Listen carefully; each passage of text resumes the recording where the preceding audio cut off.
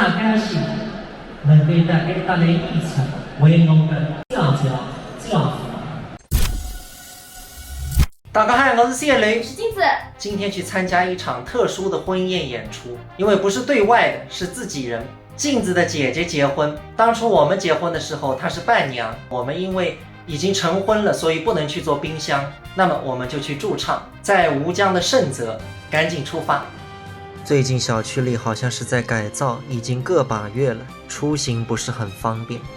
幸好我们年纪轻啊，如果是老年人的话，这里就比较难走出去了。哎呀，无语了，车前2天停进去，现在开不出来了。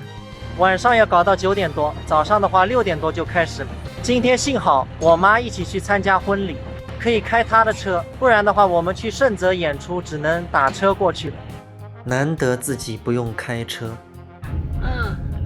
终于到了，开到盛泽1个小时20分钟。礼堂还是挺大的，大家可以看一看，多少桌的话我也不清楚。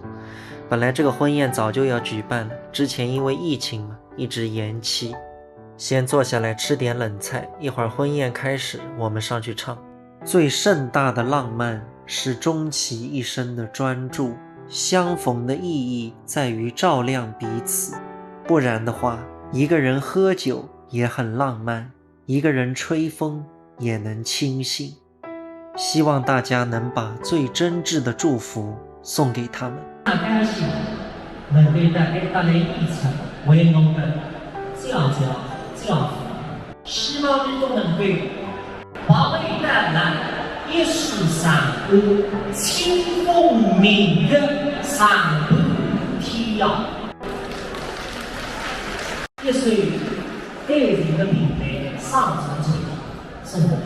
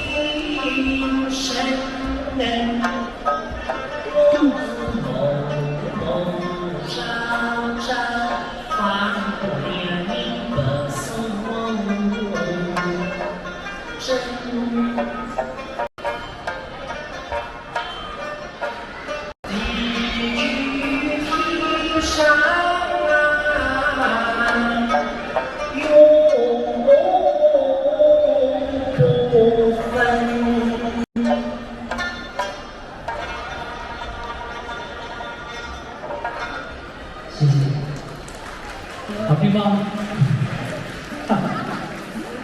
演出结束，吃佛跳墙了。